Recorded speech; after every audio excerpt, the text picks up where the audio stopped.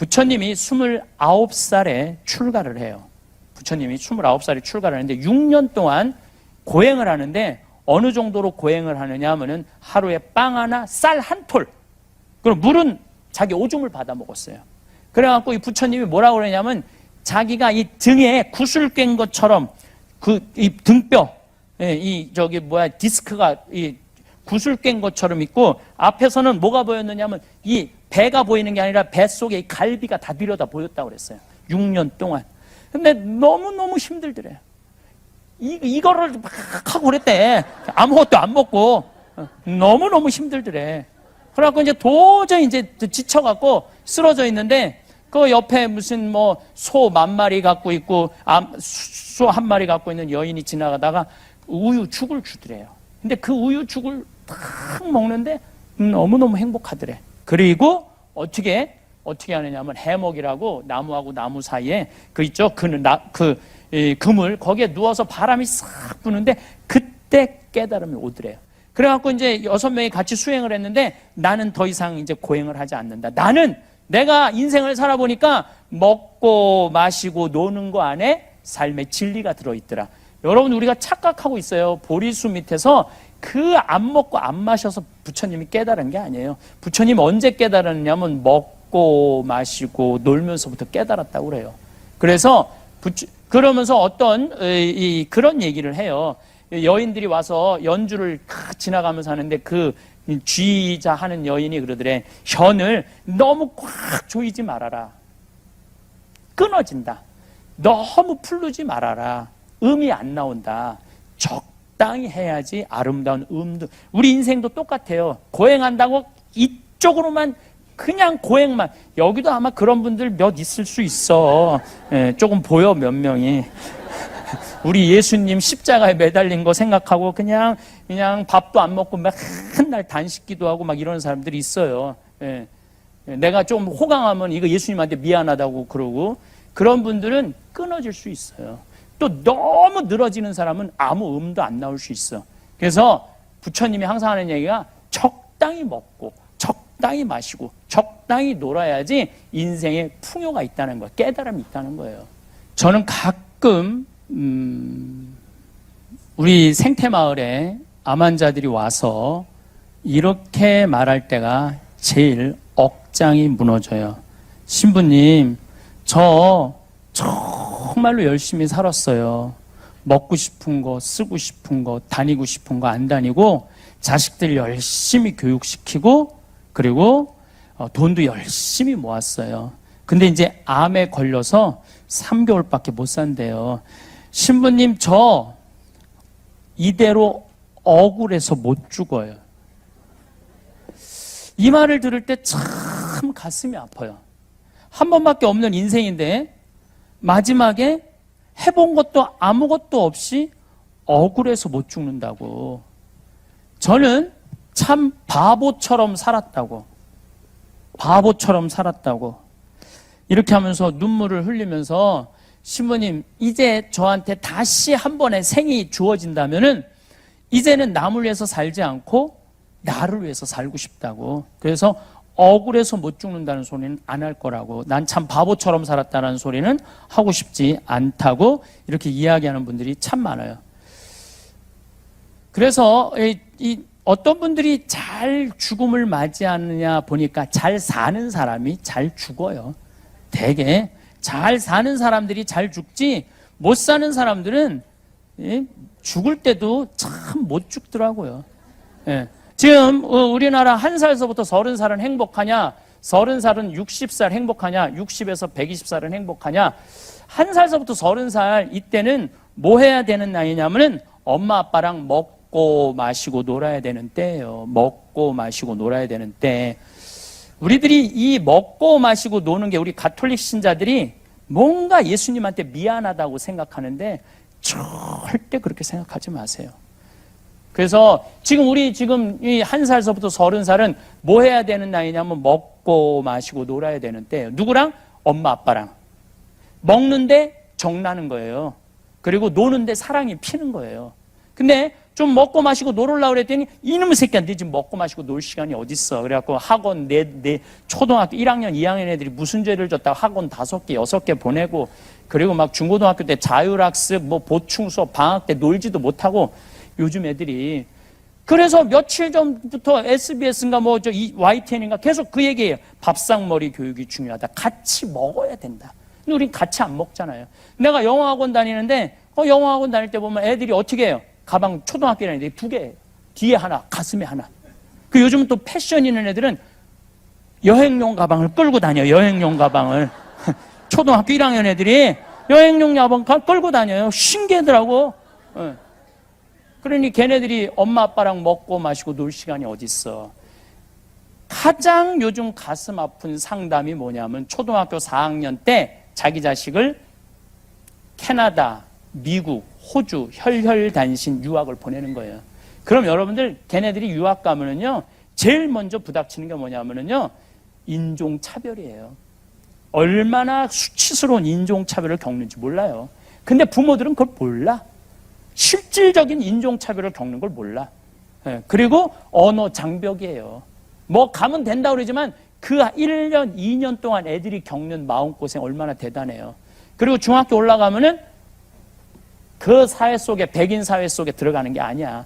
그냥 한국에서 어쩔 수 없이 그 미국으로 쫓겨난 애들끼리 모여서 자기네들끼리 노는 시작하는 거. 노래방 다니고 술 먹고 담배 피고 이게 그때는 군중 심리가 있어서 한 놈이 하면 다 하게 돼 있어요. 다. 그래갖고 대학교 졸업도 못하는 애들이 태반이라고 생각하면 돼요. 대학교 졸업도 못하는 애들이 태반이라. 10명 중에 9명은 실패한다고 보면 돼요. 제가 캐나다 토론토 대학에 세미나 갔을 때도 토론토 대학은 한국 사람, 캐나다 사람 상관없어. 대개 1학년 때 반을 다 잘라내요. 반 다 잘라내요. 4학년까지 졸업하는 경우는 30%, 20%밖에 안 돼.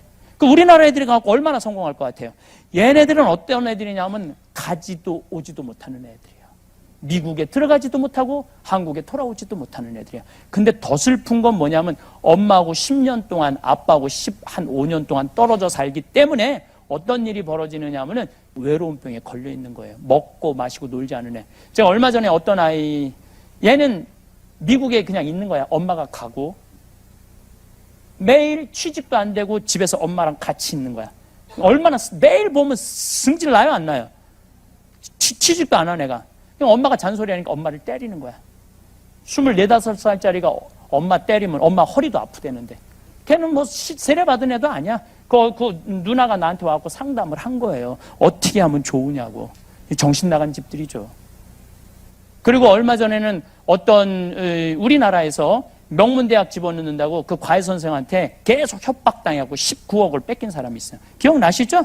네. 그 19억 갖고 엄마가 아들이랑 애가 한양대학 다녔더니 한양대학이면 어디야? 우리 조카 애들은 저 지방대학 다 다니고 있는데 한양대학이면 어디야?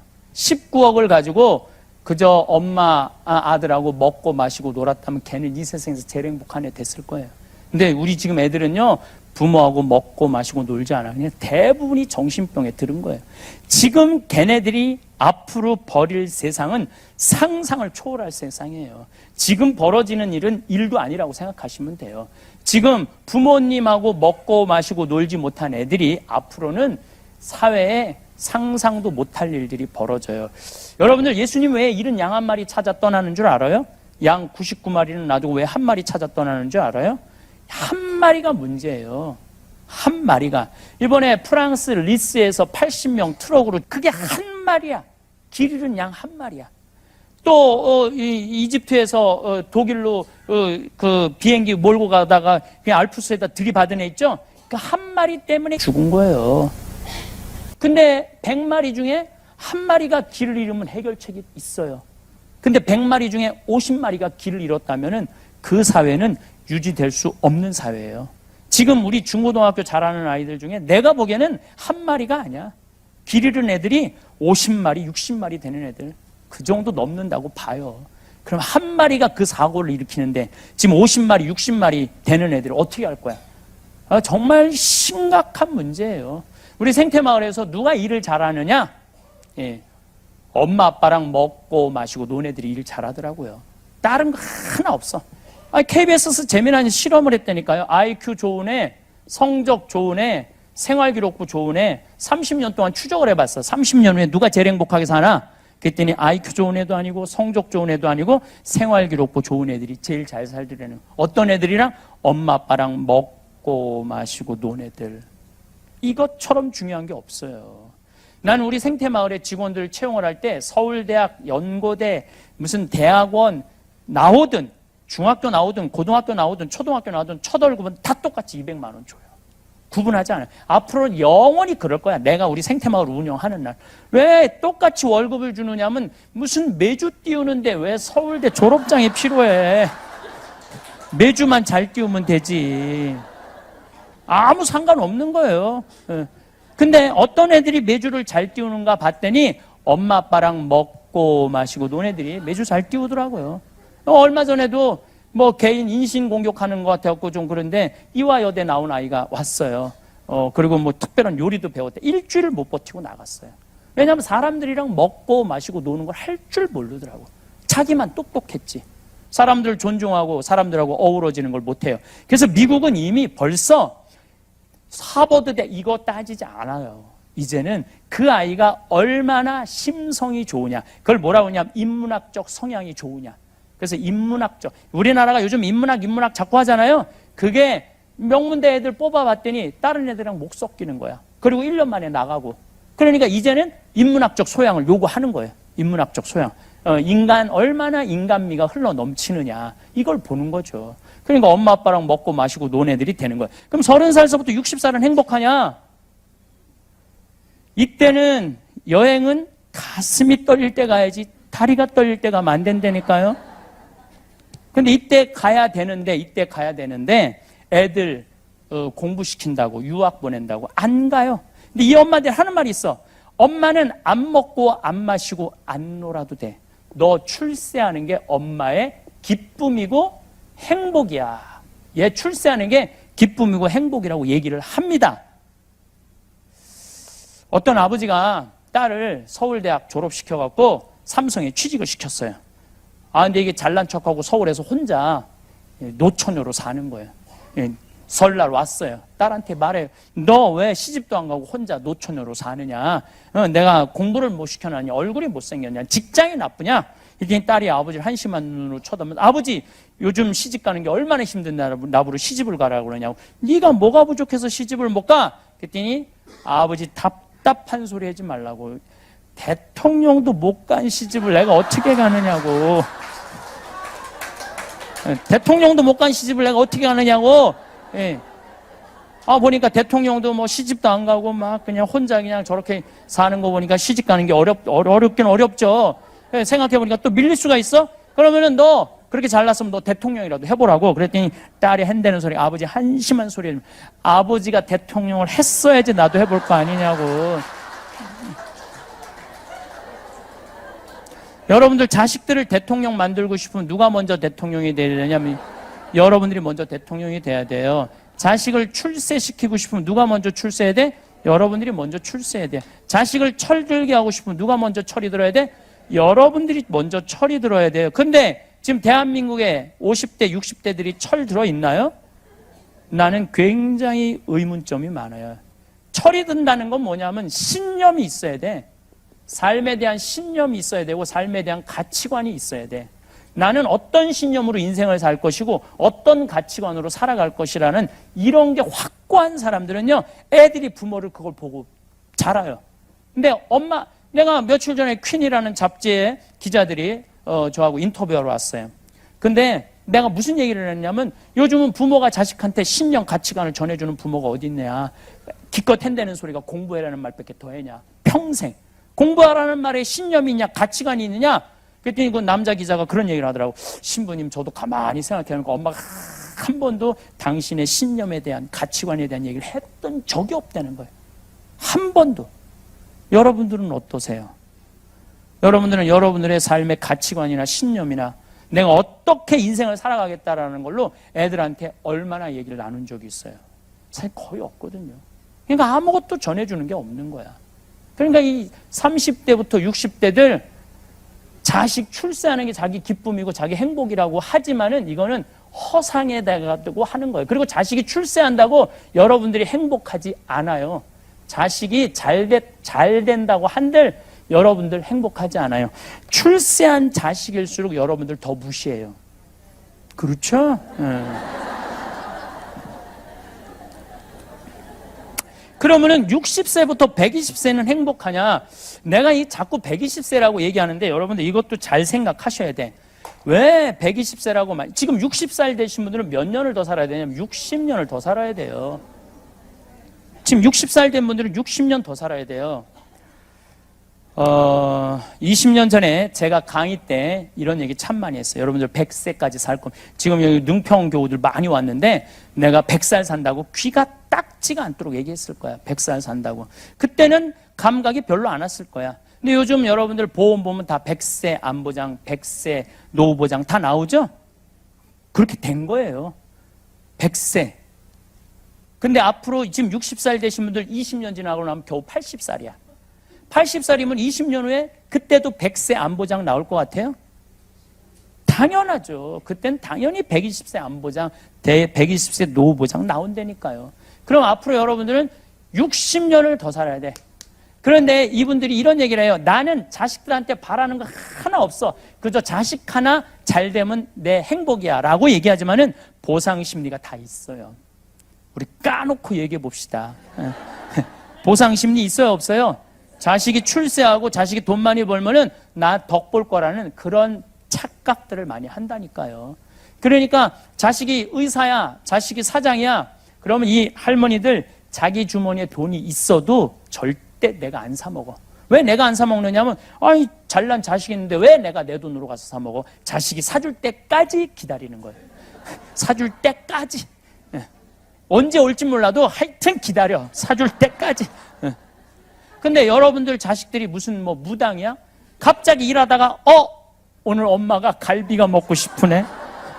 그리고 찾아와서 엄마 오늘 갈비 먹고 싶었지 라고 말하면서 와서 갈비 사주는 자식은 대한민국에 한 명도 없다. 한 명도 없다고 생각하시면 돼요. 지금 갈비 먹고 싶은 거 누구만 알아? 나만 알아요. 여러분들 지금 먹고 싶은 거 옆에 남편도 몰라. 누구만 아냐면 나만 알아. 나만. 그러면 나 갈비 먹고 싶은 거 나만 알면 누가 사줘야 돼? 내가 사줘야 돼. 누구 돈으로? 내 돈으로. 무슨 돈으로? 집 잡혀서. 자, 이젠 집이 효자예요. 자식이 절대 효자가 될 수가 없어요. 그리고 이거는 적으셔야 돼요. 왜 적어야 되냐? 왜 60살서부터 120살까지의 행복을 자식한테 떠넘겨요? 자식이 무슨 죄를 졌다고? 자식이 60살서부터 120살까지 자식이 효도하면 행복하고 그때부터 효도하지 않으면 불행하고 자식하고 이렇게 철저하게 묶여 있어야 돼요. 그렇지 않아요? 그리고 애들이 60년 동안 책임져야 되는 의무가 어디 있어? 그리고 여러분들 자식들 중에 여러분들 집에 태어나고 싶어서 태어난 애는 한 명도 없어요. 한 명도 없어요. 한 명도 없어. 여러분들이 좋아서 난 거야. 그리고 여러분들이 좋아서 키운 거고. 근데 자식한테 왜 늙어서 60년 그것도 빨리 죽어주면 좋은데 죽지도 않으면서 나 계속 책임지라고 계속 원망하잖아요. 내가 너를 어떻게 키웠는데 내가 먹지도 않고 마시지도 않고 놀지도 않고 너를 어떻게 키웠는데 계속 자식한테 부담 주는 거예요. 그러니까 자식이 가다가 안 가는 거예요. 안 가는 거예요. 점점 부모가 부담스러워지는 거예요.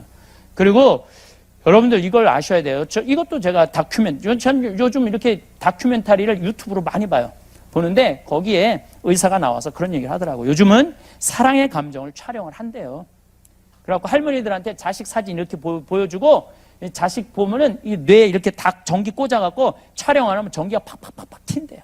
잘된 자식은 잘 돼갖고 좋아갖고 팍팍팍팍 튀고 안 된 자식은 그게 안타까웠고 어쨌든 부모는 자식을 보면 전기가 팍팍팍팍 튄대. 사랑의 감정이. 근데 자식한테 늙은 부모 사진을 보여주고 이거 전기를 꽂아놨는데 진짜로 아무 반응이 안 일어난대. 그러니까 여러분들 자식은 여러분들 보고 아무 생각이 없는 거예요. 아무 생각이 없는 거야. 여러분들만 끝까지 사랑하는데 왜 나한테 관심 없고 왜 찾아오지 않고 왜 전화하지 끝까지 그러면서 자기 인생 원망하고 자기 인생 망가뜨리는 거죠. 근데 내 강의를 듣고 정말로 자기 돈으로 사 먹은 할머니들이 날 찾아와요. 자기 돈으로 사 먹은 할머니들이 이거는 특별한 거예요. 내가 갈비가 먹고 싶어? 그러면은 나 오늘 갈비 먹고 싶다. 여보 나 오늘 갈비 먹고 싶어. 오늘 내가 살 테니까 가자. 내가 쏠게. 라고 해서 사 먹은 분들이 나한테 와서 이런 얘기를 해요. 두 가지 얘기를 해요. 첫 번째, 자식한테 안 섭섭하대요. 자식이 기다려지지 않는데요. 오거나 말거나 상관하지 않는데요. 내가 가서 사 먹으면 되는데 오거나 말거나 그 무슨 상관이야. 꼭 잘된 자식 부모들이 기다리고 있는 거야. 그러니까 내가 어버이날 때도 굶은 할머니들 많아요. 어버이날 때도. 아침 막 하려고 했더니 할아버지가 한마디 애들 올 텐데 무슨 밥을 해느냐고. 맛있게 먹으려면 좀 아침 그냥 굶자고. 근데 점심 때 애들이 안 왔어. 그래서 막 하려고 그러니까 에이 저녁에 올 텐데 귀한 굶은 거 그냥 저녁에 그냥 배불리 먹자고. 그래갖고 저녁 때도 기다리고 있는데 5시에 아들이 전화해요. 어머니 내가 너무 바빠서 오늘 못 가니까 통장에 10만 원 넣을 테니까 그거 갖고 맛있게 사 먹으라고. 여러분들 그 돈 갖고 저녁에 둘이서 사 먹을 할머니 할아버지 한 명도 없어요. 이미 기분 잡칠 거 다 잡쳤는데 어디 가서 10만 원 가지고 뭘 사 먹어. 그냥 굶는 거지. 그러니까 왜 그러느냐 이거예요. 그냥 아침부터 해서 드세요. 앞으로 여러분들은 어버이날 되면 기다리지 마시고 아침부터 해서 드세요. 갈비 재서 먹고 그냥 여러분들이 알아서 먹어. 오거나 말거나. 그래야지 여러분들이 행복할 수 있다는 거예요.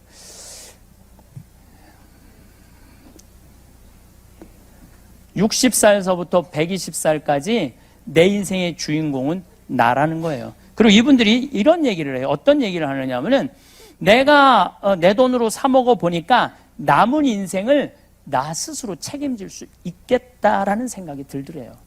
그리고 내가 최근에 날 찾아온 분 중에 아주 기가 막힌 분이 날 한 분 찾아왔어요. 강남 여의도에 빌딩이 3채가 있대요. 아들은 하나는 의사, 하나는 교수, 하나는 사장이래요. 근데 이분이 40에 혼자 됐대. 이분은 여의도 순복음교회 다닌대요. 난 우리 천주교만 예수님 십자가 생각하고 희생하라고 그랬는 줄 알았더니 순복음교회도 예수님 생각하고 희생하고 살라고 가르치네요. 근데 자기는 그렇게 평생을 살면서 네가 먹고 싶으면 네 돈으로 가서 사 먹으라는 설교를 교회에 나가도 들어봤던 적이 없대요. 항상 희생하고 봉사하고 나누라는 얘기만 들었지 자기를 위해서 사 먹으라고 그런 얘기를 들어봤던 적이 없대요. 근데 어느 날 갑자기 평화방송을 보는데 내가 그러더래요. 갈비 먹고 싶으면 지 돈으로 사 먹으라고. 왜 자식이 올 때까지 기다리느냐고. 이분은 차도 1억이 넘는 기사 대소 왔어요. 우리 평창까지 기사 대소 왔는데 참 얼마나 대단한 분이야. 돈이 많아. 근데 돈이 그렇게 많아도 자기 돈으로 사 먹을 생각을 안 한 거죠. 근데 사 먹어 보니 자식이 셋이 안 와도 안 섭섭하더래요. 그래서 2년 전부터 자기 혼자 너무너무 즐겁게 산대요. 오거나 말거나. 그전에는 그냥 아무것도 안 하고 섭섭하다 그런기만 한 거야. 자식이 안 왔다고. 그러니까 60살 이후부터는 자식이 여러분들 행복을 책임지는 게 아니에요. 60살 넘어서부터 누가 내 행복을 쳐? 내가 내 행복을 알아서 책임지는 거야. 신부도 마찬가지야. 난 이런 생각 많이 해요. 우리 교우들이 나 찾아오지 않는다고 나는 불행한 신부다.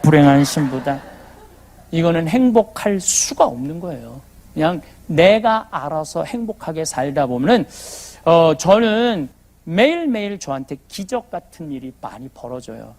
많은 사람들이 저한테 그래요. 신부님은 왜 이렇게 기적 같은 일이 많이 벌어지느냐고. 그 다른 거 하나 없어. 항상 웃어. 그리고 감사하고 감동하면은 돼요. 오늘 여기 특별한 분, 다 나한테 여기 보니까 다 특별한 분들이야. 그리고 내가 우리 되살림 회원들한테도 너무너무 감사한 게 여러분들은 기적의 시작이에요. 왜 기적의 시작이냐면은 내가 지금 이번에 잠비아 대통령한테 1000만 평을 6월 21일 날 받았어요. 6월 21일 날. 나는 900만 평만 달라고 그랬는데 990만 평을 줬어요. 내가 항상 그래서 내가 기도하기가 무섭다니까요. 꼭 더 줘. 꼭 더 줘. 근데 이 땅이 어떻게 돼 있느냐 하면은 이렇게 돼 있어요. 여기가 12km, 10km, 6km 삼각형 땅이에요. 그러니까 1000만 평이 12km, 10km, 6km야. 한눈에 안 들어와. 우리 이번에 여기 비아 교수라고 지금 노들섬 개발하는 교수가 이 맨하탄을 넣었는데 맨하탄이 이렇게 들어가더라고. 맨하탄이 들어갈 정도로 커요, 땅이. 여기 강이 2개가 흘러. 여기 하나, 여기 하나. 예. 여기서부터 여기까지 편차가 20m야. 끝도 없이 12km가 쫙 내려다 보여. 이번에 석양이 지는데 정말로 환상적이더라고요. 여러분들 궁금하죠? Come and see. 와서 보면 돼. 와서 보면 돼. 예. 그런데 이 1000만 평이 생기게 된 이유가 바로 되살림의 회원부터 시작된 거예요. 여러분들이 20년 동안, 15년 동안 변함없이 나를 후원해 줬기 때문에 내가 이 어마어마한 일을 해낼 수가 있는 거예요. 근데 나 여러분들하고 내가 뭐 개인적으로 여기 능평교우들 있지만 내 개인적으로 뭐 만나요? 거의 안 만나잖아요. 예, 개인적으로 안 만나요. 개인적으로 안 만나는데도 여러분들 또 우리 생태마을에 뭐 1년, 2년 기다려서 이분들이 왜 찾아오고 날 보고 며칠 전에는 어젠가 아침에 강의를 하는데 여기 루즈가 쫙 묻어 있는 거예요. 깜짝 놀랐어요. 웬 여자가 또 여기다 루즈를 묻혔나? 근데 생각이 나. 81살 먹은 할머니가 오셔갖고 신부님 꼭 안아보고 싶다고. 꼭 안는 거야. 그런데 문제는 81살짜리 이 할머니가 이뻐. 근데 강의하러 올라갔는데 거기서 한 번 더 안아보겠다고. 그래서 여기 루즈가 2개가 묻어 있는 거야. 2번을 안아갖고. 예. 그분들이 왜 우리 생태마을에 오고 나한테 하느냐. 내가 항상 웃고 감사하고 감동하기 때문에 많은 분들이 저한테 정말로 기적 같은 일, 주님께서 나를 만들어 주는 거죠. 며칠 전에는 우리나라 경찰복이 바뀌었잖아요. 경찰복이 바뀌었는데 지금도 여기 보니까 진짜 멋없더라고. 근데 그 전에 납품하던 그 회사 자매님이 성당도 안 다니신데, 근데 9년 동안 항암을 뭐 30 몇 번을 하고 방사능을 30 몇 번을 했대요. 거의 이 마지막에 몸이 오징어가 될 정도로 힘들었대. 그런데 내 죽음과 함께 강의를 들으면서 그래도 위로를 많이 받으셨대요. 그래갖고 이번에 경찰복이 바뀌면서 경찰복이 2,000벌 정도가 남은 거야. 그거 봉헌하겠다고. 성당도 안 다니는데. 그래서 가서 보니까 경찰복이 너무너무 좋더라고요. 근데 내가 무슨 말씀을 드리려고 그러냐면은 여기에 지금 한 100세대 정도가 살아요. 100세대가 사는데 이 사람들이 제일 걱정인 게 뭐냐면 내가 쫓아낼까봐. 여기 개발한다고. 근데 내가 이 사람들을 위해서 가는데 이 사람들을 쫓아낸다는 게 말이 돼요? 말이 안 되는 얘기 아니에요. 난 이 사람들 다 채용할 생각이야. 그리고 이 사람들이 한 달 월급이 7만 원이에요. 7만 원. 한 달 월급이 7만 원이에요. 여러분 우리가 얼마나 잘 사는지 알겠죠? 한 달 월급이 7만 원이야. 100명 채용해봤자 700만 원 밖에 안 돼. 한 달에 700만 원 밖에 안 돼요. 우리 되살림 회원들이 한 달에 나한테 보내주는 돈이 얼마인 줄 알아요? 4천만 원이에요. 4천만 원. 그러니까 그 100명 채용해갖고 집 짓는 거 그냥 벽돌 찍는 기계 이번에 다 해놨어. 그리고 거기는 무슨 시멘트 이런 거 살 거 하나도 없어. 개미산만 헐어갖고 넣어갖고 모래만 해갖고 찍으면은 콘크리트보다 더 단단해요. 근데 이 사람들 유니폼을 내가 맞춰주려고 생각을 하고 있었는데 경찰복을 2,000벌을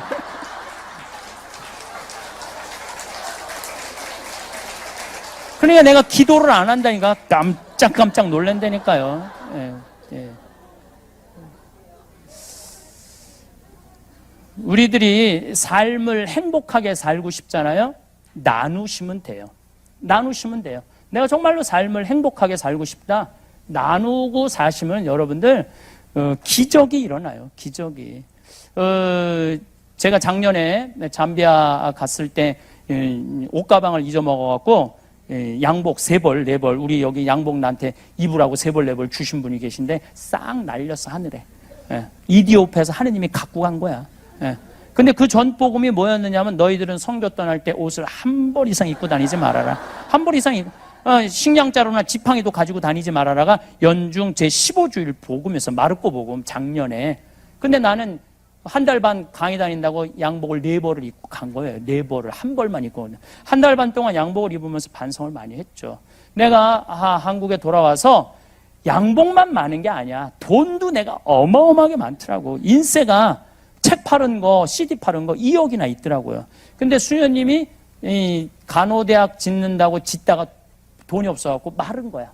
그래서 내가 전화했어요. 수녀님, 내가 간호대학, 이건 하느님이 나한테 이 옷을 갖고 간 게 아니야. 네가 가지고 있는 재물 다 내놔라. 그 얘기거든. 그래갖고 내가 수녀님 간호대학 져주겠다고 얼마 드냐? 5억 든다는 거예요. 난 2억밖에 없는데. 아주 간단하죠. 하느님, 내가 2억 넣을 테니까 당신 3억 내놓으라고. 쉽잖아요. 뭐 어려워. 그냥 2월 마지막 주에 내가 1,000만 원씩 30명만 날 도와주면 좋겠다. 근데 4월 마지막 주에 2억 8천이 들어온 거예요. 저는 여기 능평교우들도 있지만 나는 성당을 2번을 지면서 한 번도 모금을 다닌 적이 없어요. 그리고 생태마을을 다니면서는 한 번도 모금을 물론 회원은 뭐 이거는 모금이 아니야. 이분들은 나와 같이 새로운 세상을 만들자라고 동참해달라고 그러는 거예요. 나는 여러분들 나 함께 가는 거지 여러분들 모금해 준 거 아니라고 생각해요. 그리고 새로운 세상이 지금 펼쳐지고 있고 1,000만 평이 펼쳐지고 있고, 그런데 어쨌든 4월 마지막 주에 2억 8천이 딱 모아진 거예요. 2달 만에. 그래서 내가 마지막 주에 우리 국장한테 돈 얼마 모였냐 하니까 2억 8천 모였다는 거예요. 그래서 내가 하느님한테 기도했어요. 하느님, 2천만 원 어떻게 된 거냐고. 왜 2천만 원 이거 어떻게 된 거냐고. 근데 그날 저녁에 할머니 한 분이 전화했다니까. 신부님 기도 중에 신부님 돈 필요할 것 같아서 2천만 원 보낸다고. 진짜로. 그래서 이번에 땀부에 이제 정글에 들어갔더니 간호대학을 다 줬더라고요. 간호대학을 다 짓고, 그리고 기숙사, 그러니까 내년부터 1학년 3년제에 거기는 1학년 학생 받는데 너무너무 행복하더라고요. 근데 또 정글에 갔는데 고등학교에 여학생이 70명인데 얘네들은 똑똑한 애들이야. 정글에도 요즘 다 학교 보내거든요. 근데 얘네들이 70명이 되니까 전부 다 친척 집에 와서 자는 거야. 친척. 학교 근리다니고 임신을 한 거. 고등학교 애들이. 근데 나는 이번에 그 얘기를 듣고 이건 무식한 놈들이 있나 그랬더니 가보니까 이해가 돼. 이 칠판 2배만한 2배만하지도 않 1배 반한 게 그 사람들 사는 집이에요. 근데 여기에 몇 명이 사느냐면 7, 8명이 사는 거야. 7, 8명이. 전기불도 안 들어오고 8시부터 전기불 다음 날까지 안 들어오고 여기서 8명이 사는데 누가 누군지를 알고 들이대고 자. 이게 웃을 일이 아니에요. 이해가 되더라니까요. 이해가 돼요. 그러니까 걔네들은 그렇게 누가 애를 와서 친척이든 조카든 딸이든 애를 가져도 뭐라고 안 그래요. 그냥 키워요. 우리처럼 죽일 놈 살릴 놈 이런 개념이 없어요. 그냥 애가 생기면 그냥 키우는 거야. 그러니까 수녀님이 한참 공부해야 되고 한참 똑똑해야 되는 애들인데 어떻게 하면 좋으냐고. 그게 뭐 나한테 기숙사 져달라는 얘기지. 그래서 내 져주겠다. 근데 참 고마운 게 기숙사 져봐야 애들 머무르는 거 2천만 원이면 져주거든요. 2천만 원이면. 그거 못할 게 뭐가 있어요. 저는 이 죽음이라는 거, 삶이라는 걸 요즘 많이 생각하면서 이런 생각이 참 많이 들어요. 죽음이란 내가 영원히 살 것처럼 사는 사람들이 있어, 이 세상에서. 근데 그런 사람은 한 명도 없어요. 언젠가는 떠날 거예요. 떠날 때 홀가분하게 떠나는 준비가 필요해요. 이건희 회장이 요즘 삼성이 주식이 뛰어갖고 2조가 더 늘었대. 원래 11조 5,900억인데 2조가 더 늘었으니까 거의 14조 정도 된 거죠. 근데 14조인데 이건희 회장은 떠날 준비를 안 한 거예요. 안 하고 그냥 지금 돈이 하늘에 떠 있는 거야. 하늘에 떠 있으니까 이걸 정리를 못 하니까 가지도 오지도 못하는 거예요. 가지도 오지도 못하는 거예요. 여러분들은 그런 일 없었으면 좋겠어요. 내가 언젠간 떠날 것이고 떠날 때는 내가 멋있게 떠나겠다. 정말로 멋있고 아름답게 떠나겠다. 사는 날까지 즐겁게 살고 떠나는 날 멋있게 떠나는 그런 분들이 됐으면. 그리고 여러분들 오래 사는 거 좋아요? 막 한 70부터 들리지도 않고 기억도 안 나고 보이지도 않고 다리도 아프고 허리도 아프고 막 이러면서 오래 사는 거 좋아요? 그래갖고 막 75살서부터 똥 좀 싸가면서 치매 걸려갖고 15년 동안 벽에다가 똥 칠해가면서 자식들 원수 만들면서 오래 사는 거 좋아요? 생각 잘해야 돼요. 머릿속에서 그냥 사는 것만 중요한 게 아니에요. 내가 사는 날까지 얼마나 행복하고 멋있고 건강하게 사느냐, 이게 참 중요해요. 그러니까 여러분들 오래 살라고 그러지 말고 사는 날까지 행복하게 살라고 생각하셔야 돼. 그래갖고 뭐 먹고 싶은 거 먹고 다니고 싶은 거 다니고 또 이런 콘서트 같은 거 하는 날 그냥 와. 그냥 집에 있지 말고 그래갖고 막 돌아다닐 수 있을 때까지 돌아다니다가 한 86살쯤 주무시다가 그냥 죽어.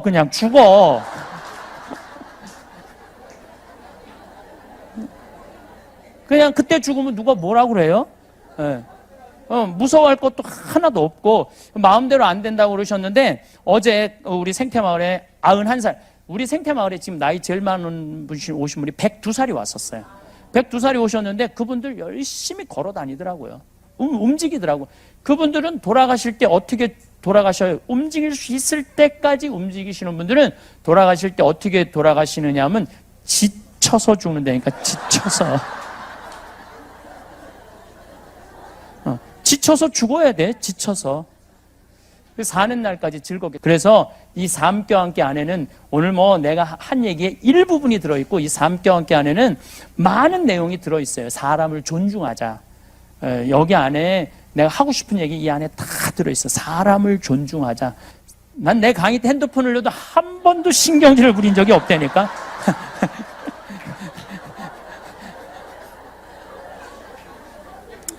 이것도 내 옛날 강의에, 요즘 하는 강의에 들었는데, 내가 능평에 내가 미사를 하는데 핸드폰이 울리더라고요. 그때 내가 성직이 대단했거든요. 그래갖고 딱 내려놓고, 이 무식한, 교우들이 있느냐. 이 일주일에 한 번 정말로 하느님한테 기도하러 오는데 핸드폰도 안 꺼놓고, 켜놓고 있느냐고. 미사 끝났는데 어떤 자매가 와서 신부님 죄송하다는 거예요. 우리 남편 핸드폰이라는 거예요.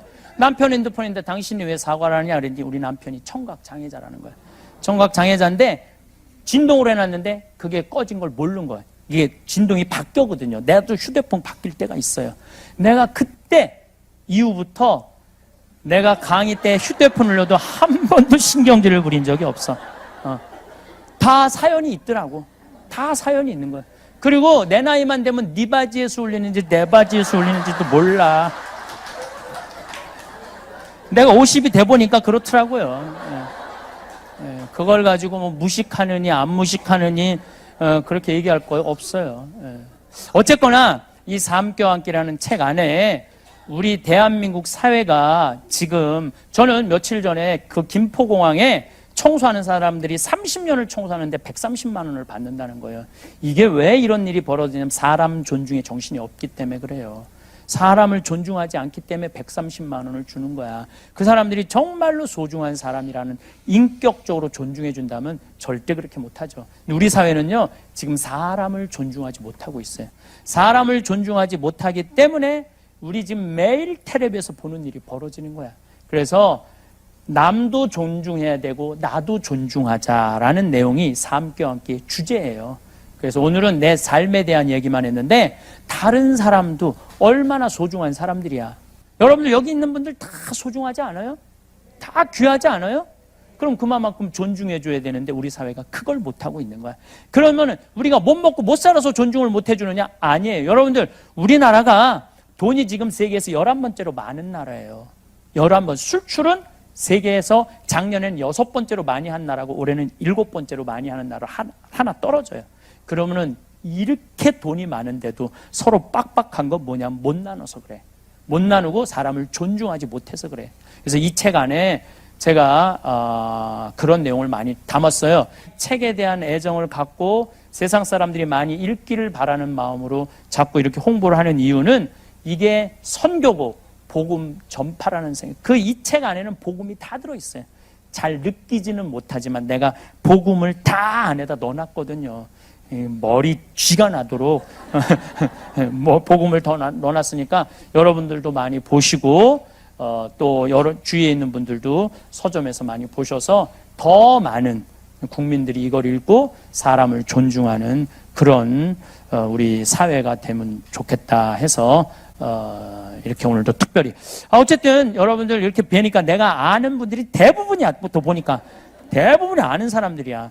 그래서 너무너무 감사하고 같이 밥 먹으면 좋겠는데 그 정도는 안 되고 그 정도는 안 되고 여러분들 맛있는 거 사서 누구 돈으로 사 먹어? 여러분 돈으로 여기 광화문까지 나왔으니까 여기저기 이 소바 맛있게 하는 집도 있고 많은 이 근처에 맛있게 하는 집 가서 사서 드세요. 가서 맛있게 사서 드시고 사인 지금 좀 하도록 하겠습니다. 감사합니다. 많은 이들이 행복을 언제나 미래의 어느 시점으로 미루어 둡니다. 조금만 더 일하면 행복해질 것이라고 생각하고 조금만 더 참으면 좋은 날이 올 것이라고 믿습니다. 하지만 그렇게 미루다 보면 어느새 삶의 끝자락에 다다라서야 후회하게 됩니다. 그토록 기다리던 그 순간이 사실은 이미 지나갔다는 것을 깨닫게 되는 것입니다. 행복은 유예할 수 있는 것이 아닙니다. 행복은 마치 물과 같아서 흐르는 대로 두면 손가락 사이로 빠져나가 버립니다. 우리가 지금 이 순간을 소중히 여기지 않으면 행복은 그저 희미한 기억 속에 무언가로만 남게 됩니다. 그래서 행복은 지금 바로 이 순간에 충실해야만 얻을 수 있는 것입니다. 진정한 행복은 먼 곳에 있지 않습니다. 그것은 바로 지금 여러분이 숨 쉬고 있는 이 순간에 존재합니다. 아침에 눈을 뜨고 창밖의 햇살을 바라보는 그 순간, 따뜻한 물로 씻으며 느끼는 상쾌함, 그리고 식사를 하며 음식의 맛을 느끼는 그 평범한 순간들이 모두 행복의 씨앗입니다. 우리는 너무나 자주 이런 소중한 순간들을 지나쳐 버립니다. 더 큰 무언가를 기다리느라 지금 손안에 있는 보물을 보지 못하는 것입니다. 여러분은 혹시 사랑하는 사람에게 고마움을 표현하는 것을 내일로 미루고 있지는 않으신지요? 전화 한 통, 문자 한 줄이면 되는데 바쁘다는 핑계로 마음만 먹고 실천하지 못하는 경우가 있습니다. 하지만 사랑과 감사는 표현되지 않으면 의미가 없습니다. 마음속에만 담아두는 사랑은 상대방에게 전달되지 않고 표현되지 않은 감사는 세상에 존재하지 않는 것과 같습니다. 지금 이 순간 여러분이 누군가에게 하고 싶은 말이 있다면 지금 바로 하시기 바랍니다. 내일이 되면 그 마음이 식을 수도 있고 그 사람이 곁에 없을 수도 있습니다. 이 인생은 우리가 생각하는 것보다 훨씬 더 불확실하고 더섭습니다. 그래서 지금 할 수 있는 것은 지금 해야 합니다. 지금 느끼는 기쁨은 지금 누려야 하고 지금 표현하고 싶은 사랑은 지금 전해야 합니다. 우리가 행복을 미래로 미루는 이유는 무엇일까요? 많은 경우 우리는 현재의 행복을 희생하면 미래에 더 큰 행복이 올 것이라고 믿습니다.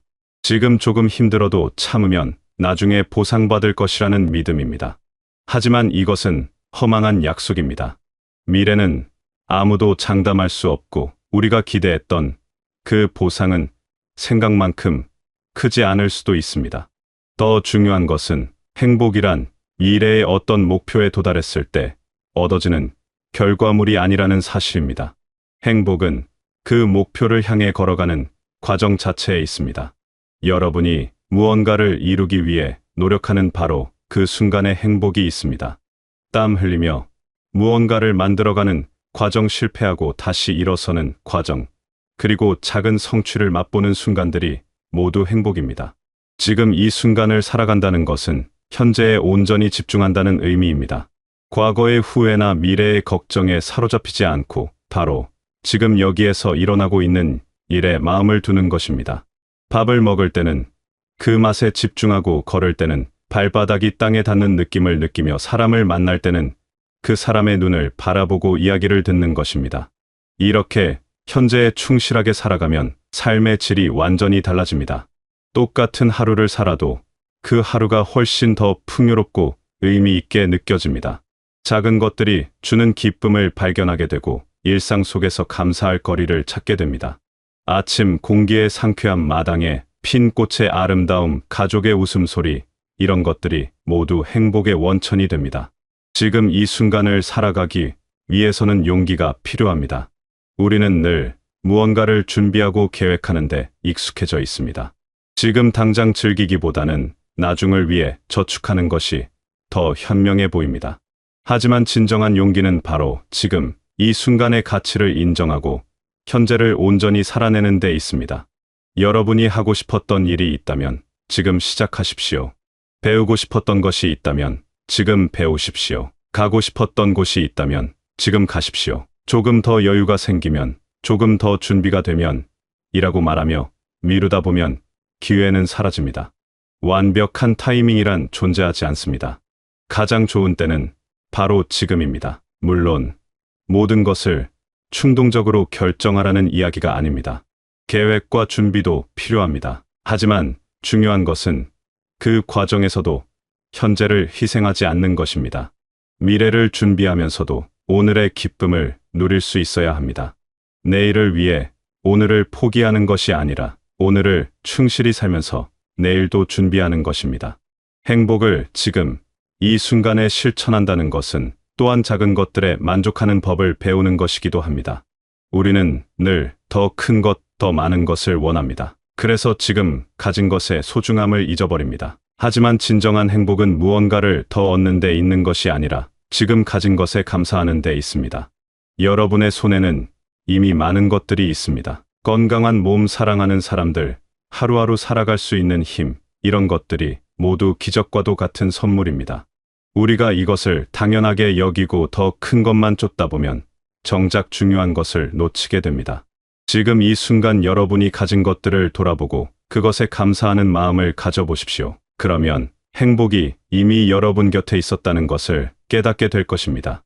행복은 멀리 있지 않습니다. 그것은 여러분이 매일 걷는 길 위에 있고 매일 만나는 사람들 속에 있으며 매일 하는 작은 일들 속에 있습니다. 다만 우리가 그것을 알아보지 못할 뿐입니다. 지금 이 순간에 집중하고 현재를 온전히 살아간다면 행복은 저절로 따라올 것입니다. 그런데 행복을 지금 이 순간에 실천하기 위해서는 또 하나의 중요한 깨달음이 필요합니다.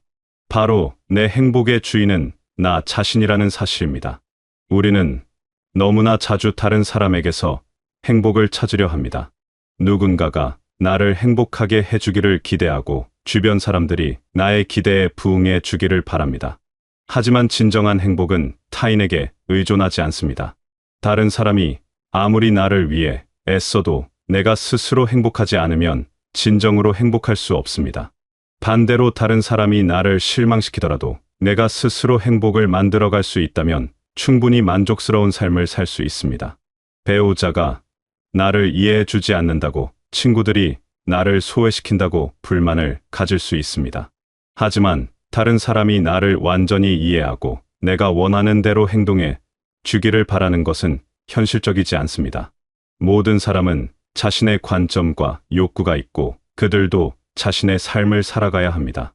진정한 행복은 이런 의존에서 벗어날 때 시작됩니다. 내가 나 자신을 돌보고 내가 나 자신의 욕구를 채우며 내가 나 자신을 사랑할 때 비로소 진정한 자유를 얻게 됩니다. 이것을 정서적 독립이라고 합니다. 다른 사람의 인정이나 사랑에 의존하지 않고 스스로 자신을 인정하고 사랑하는 것입니다. 정서적으로 독립한다는 것은 다른 사람을 사랑하지 말라는 뜻이 아닙니다. 오히려 그 반대입니다. 내가 스스로 행복할 때 다른 사람을 진정으로 사랑할 수 있습니다. 내가 채워져 있을 때 다른 사람에게도 줄 수 있습니다. 반대로 내가 비어 있으면 다른 사람에게서 채우려고만 하게 되고 그것은 건강한 관계가 아닙니다. 자신의 행복을 스스로 책임진다는 것은 또한 자신의 감정을 스스로 다스린다는 의미이기도 합니다. 누군가가 나를 화나게 했다고 느낄 때 사실은 내가 화를 선택한 것입니다. 상황 자체가 나를 화나게 한 것이 아니라 내가 그 상황을 어떻게 받아들였느냐가 중요합니다. 물론 감정을 통제하는 것은 쉬운 일이 아닙니다. 때로는 억울하고 화가 나고 슬픈 감정이 밀려옵니다. 하지만 그럴 때도 내가 이 감정의 주인이라는 사실을 기억해야 합니다. 감정에 휘둘리는 것이 아니라 감정을 관찰하고 이해하며 적절히 표현하는 것이 필요합니다. 자신의 행복을 스스로 만들어간다는 것은 또한 자신만의 즐거움을 찾는다는 의미입니다. 다른 사람의 시선을 의식하지 않고 내가 진정으로 좋아하는 것을 하는 것입니다. 그것이 무엇이든 상관없습니다. 산책일 수도 있고 그림 그리기일 수도 있으며 요리일 수도 있습니다. 중요한 것은 그것이 나를 기쁘게 한다는 사실입니다. 많은 이들이 자신이 무엇을 좋아하는지조차 모릅니다. 평생을 다른 사람을 위해 살다 보니 정작 자신의 욕구는 무시해왔기 때문입니다. 지금이라도 늦지 않았습니다. 자신에게 물어보십시오. 나는 무엇을 할 때 즐거운지, 나는 무엇을 하고 싶은지를 말입니다. 그리고 그것을 실천해 보십시오. 처음에는 어색하고 이상하게 느껴질 수 있지만 점차 자신을 알아가는 즐거움을 느끼게 될 것입니다. 자신의 행복을 스스로 책임진다는 것은 또한 자신의 선택에 책임을 진다는 의미이기도 합니다. 우리는 매 순간 선택을 합니다. 아침에 일어날지 말지, 무엇을 먹을지, 누구를 만날지, 어떤 태도로 하루를 시작할지 모든 것이 선택입니다. 그리고 그 선택의 결과는 내가 책임져야 합니다. 다른 사람이나 환경을 탓하는 것은 쉽습니다. 내가 불행한 것은 저 사람 때문이라고, 내가 원하는 것을 못하는 것은 상황이 안 좋아서라고 말하는 것은 편합니다. 하지만 그렇게 하면 나는 영원히 피해자로 남게 됩니다. 내 삶의 주도권을 포기하는 것입니다. 진정한 자유는 내가 내 삶의 주인임을 인정할 때 옵니다. 지금 이 상황이 마음에 들지 않는다면 바꿀 수 있습니다. 바꿀 수 없는 상황이라면 받아들이는 태도를 선택할 수 있습니다. 어떤 경우든 선택권은 나에게 있습니다. 이것을 깨달을 때 삶은 완전히 달라집니다. 물론 혼자서 모든 것을 해결해야 한다는 뜻은 아닙니다. 도움이 필요할 때는 도움을 요청할 수 있습니다. 하지만 도움을 요청하는 것과 의존하는 것은 다릅니다. 도움을 요청하는 것은 여전히 내가 주도권을 가지고 있으면서 다른 사람의 지원을 받는 것입니다. 의존은 다른 사람에게 책임을 떠넘기는 것입니다. 자신의 행복을 스스로 책임진다는 것은 결국 성숙한 어른으로 산다는 의미입니다. 누군가가 나를 돌봐주기를 기다리지 않고 스스로 자신을 돌보는 것입니다. 누군가가 나를 행복하게 해주기를 바라지 않고 스스로 행복을 만들어가는 것입니다. 이렇게 살아갈 때 놀라운 일이 일어납니다. 다른 사람과의 관계가 오히려 더 좋아집니다. 내가 다른 사람에게 의존하지 않으니 부담을 주지 않게 되고 다른 사람도 편안하게 나와 관계를 맺을 수 있습니다. 내가 채워져 있으니 다른 사람에게 주기만 할 수 있고 그것이 진정한 사랑입니다. 또한 삶이 훨씬 더 자유로워집니다. 다른 사람의 평가나 인정에 흔들리지 않으니 내가 원하는 대로 살 수 있습니다. 다른 사람의 기대에 부응하느라 애쓰지 않아도 되니 에너지를 나 자신을 위해 쓸 수 있습니다. 여러분은 지금 이 순간에도 행복할 자격이 있습니다. 완벽해야 행복할 수 있는 것이 아니고 무언가를 이루어야 행복할 수 있는 것이 아닙니다. 여러분은 존재 그 자체로 충분히 가치 있고 사랑받을 만합니다. 이것을 믿으십시오. 행복은 멀리 있지 않습니다. 그것은 바로 지금 여기 여러분의 손안에 있습니다. 지금 이 순간을 온전히 살아가고 자신의 행복을 스스로 만들어 가십시오. 다른 사람에게 기대지 말고 자신의 두 발로 서십시오. 그러면 인생은 완전히 새로운 모습으로 다가올 것입니다. 여러분의 인생은 여러분의 것입니다. 누구도 대신 살아줄 수 없고 누구에게도 책임을 떠넘길 수 없습니다. 하지만 바로 그렇기 때문에 아름답습니다. 여러분은 자유롭게 선택할 수 있고 원하는 대로 삶을 만들어갈 수 있습니다. 지금 이 순간부터 시작하십시오. 행복을 미루지 마십시오. 사랑을 표현하고 감사를 전하며 원하는 것을 하십시오. 자신을 돌보고 자신을 사랑하며 자신의 선택에 책임을 지십시오. 그렇게 하루하루를 살아가다 보면 어느새 여러분은 행복한 사람이 되어 있을 것입니다. 행복은 특별한 사람만 누리는 것이 아닙니다. 그것은 모든 이에게 열려있는 선물입니다. 다만 그것을 받아들이고 실천할 용기가 필요할 뿐입니다. 여러분에게는 그 용기가 있습니다. 지금까지 살아온 모든 순간들이 그것을 증명합니다. 더 이상 행복을 미루지 마십시오. 더 이상 다른 사람에게 의존하지 마십시오. 지금 이 순간 여러분 자신이 되고 여러분 자신을 사랑하며 여러분 자신의 행복을 만들어 가십시오. 그것이 진정으로 삶을 사는 방법입니다. 여러분은 충분히 소중하고 충분히 가치 있습니다. 여러분의 모든 순간이 의미 있고 여러분의 모든 선택이 존중받을 만합니다. 이것을 잊지 마시고 매일 자신에게 상기시켜 주십시오. 그리고 그렇게 살아가는 여러분 자신을 따뜻하게 안아주시길 바랍니다. 행복한 하루하루가 모여 행복한 인생이 됩니다. 그 시작은 바로 오늘, 지금, 이 순간입니다. 여러분이 진정으로 원하는 삶을 살아가시고 자신만의 방식으로 행복을 만들어 가시며 매 순간을 온전히 누리시길 바라겠습니다.